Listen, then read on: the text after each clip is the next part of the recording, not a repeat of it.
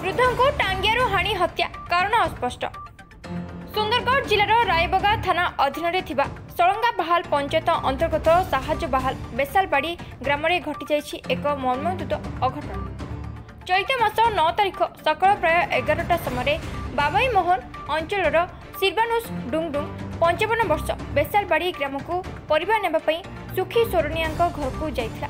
सेठरो परिवार नहीं सिरबानुस डुंगडुंग निज घर को फेरुवा बेले सुखु सोरनिया पुओ सुरेन्द्र सोरनिया पछपटू गोटे टांगिया जोगे सिरबानुस मुंडरे आघात करथिला, जहा फल सिरबानुस मुंड फाटी रक्ताक्त होई जुड़ुबुड़ु अवस्था सुखु घर सामने मरी पड़ी। एही खबर सुनी संगे संगे सिरबानुस पुओ जेभियर डुंगडुंग घटनास्थल में पहुंची देखिला जे तार बापर मृत्यु घटी जाइछि। यह जानी जेभियर रायबगा पुलिस को गोटे लिखित दरखास्त देते।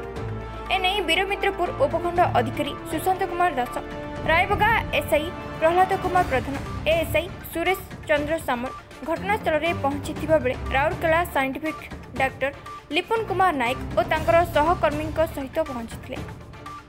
रायबगा पुलिस शव जबत करी सबको व्यवच्छेद पर परिवार लोकों को हस्तांतर करथिबा पुलिस पक्षरु प्रकाश। हत्या करथिबा सुरेन्द्र को रायबगा पुलिस थाना रे अटक रखी पचराउचरा करछि। हत्यारे व्यवहार करथिबा टांगिया को मध्य जबत करछि पुलिस। एहा नहीं रायबगा पीएस केस नंबर 71/85 रे एक मामला रुजु करछि। एहाकु नहीं आज सलंगा बहाल पंचायत अंतर्गत बाबाई मोहन ग्राम में एक शोकर छाया खेली जाइए।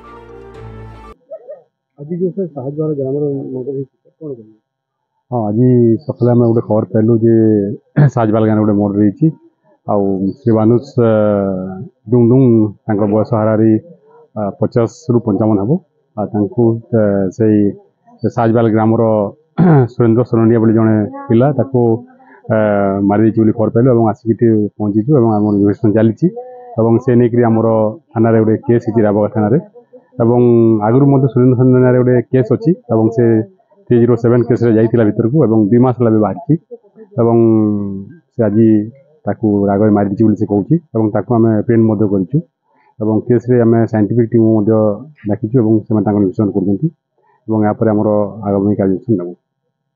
मो ना है मंजुला सोरेन, मो सलंगा बहाल सरपंच। आज जो साहजवाल ग्राम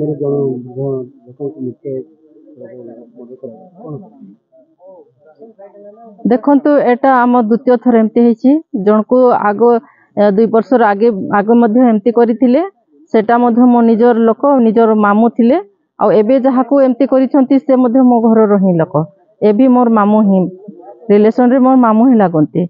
हेले आगो थर जो एपरिका ही तांको भी माने ठीक ये करथिले, किंतु से तो बंची गले भाग्यवशत। किंतु एबे से जीवन और मरण सहित से संघर्ष लड़ुचंती। आउ एबे जाहाकू ये करले से ताकू तो माने मारी की ही शेष कर देले। हेले एमती लोक को आमे एठी रखी कि एमती लोक को छाड़ी कि आमे कोन करिबा। हेले मो एते माने प्रशासन को मु रिक्वेस्ट करे कि ताकू कड़ारू कड़ा सजा न हेले फांसी दिया जाऊ, न हेले यार परे माने निजर घर लोक को तो से माने मेंटल बोली कि निज घर लोक ताकू साबित करूछंती, किंतु से मेंटल नुहे। जहाँ फल से निजर घर लोक को तो किसी करू नहीं, किंतु बाहर लोक को एमती से कौन पाई करुछि। आउ एबे एठी जदी सेमती माने बाहर लोक को करुछि हेले आड़ आखो पाखो रे केते जो घर अछि सेठी छोट छुआ मध्ये अछंती। आउ एमती माने चला बुला लोक मध्ये एठी केते लोक जीवार आसबार करूछंती। आउ केते बेले माने एमती सेई लोक मानकु कि छुआ मानकु केते बेले कोन हानि देबो कि काटी देबो सेटा कही आउ कही पारिबेनी। सेथि पई ताकू माने कड़ा सजारू कोन से ताकू फांसी ही दिया जाऊ। आउ एमती लोक को एठी छाड़ी कि हमको फायदा नहीं कि आमे देखिबा को भी चाहूँ। मैं जॉनी बिलोंग बेसलवाड़ी गांव निवासी।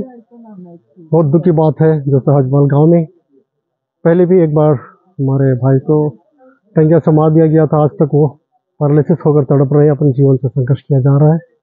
आज दूसरी बार हमारे गांव के हैं, निजी बेसलवाड़ी के हैं, और एक भाई को टंगिया से मार दिया गया और वो खत्म ही हो गया। बहुत दुखद खबर है। मैं इनको कहना चाहूँगा उनके घर वालों को भी, जब वो पागल होता है तो घर वालों को क्यों कुछ नहीं करता है, वो क्या आदमी देख के हमारे लोग को क्यों मारते रहता है। इसका मतलब कुछ तो गड़बड़ है। वो पागल हो नहीं सकता है, वो जानबूझ के किसी को मार रहा है। और मैं प्रशासन से कहना भी चाहूँगा कि उसको कड़ी से कड़ी सज़ा मिला जाए और फांसी तक, क्योंकि अगर दोबारा छूट के आ गया तो पता नहीं, हो सके किसी और को भी तकलीफ दे सके। और पुलिस वाले या तो प्रशासन कुछ करने के लायक नहीं हो सकते हैं, क्योंकि प्रशासन सिर्फ जेल कर सकते हैं। और ये आदमी को छूट दिया जाए तो फिर दोबारा हमको अलान भोगना पड़ेगा। Thank you. वीरमित्रपुरु सांबादिक अब्दुल सोहबांग रिपोर्ट, IGP न्यूज।